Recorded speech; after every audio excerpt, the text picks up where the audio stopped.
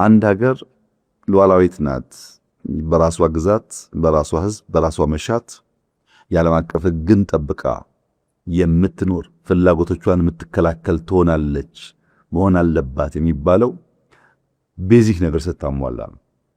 ለምሳሌ የራሱን ምግብ በበቂ የማያመርት ሀገር፣ የራሱን ልብስ በበቂ የማያመርት ሀገር፣ የራሱን መድኃኒት በበቂ የማያመርት ሀገር እንደ ሰው ጠዋት ተነስቶ ውሎ ለማደር ይቸገራል።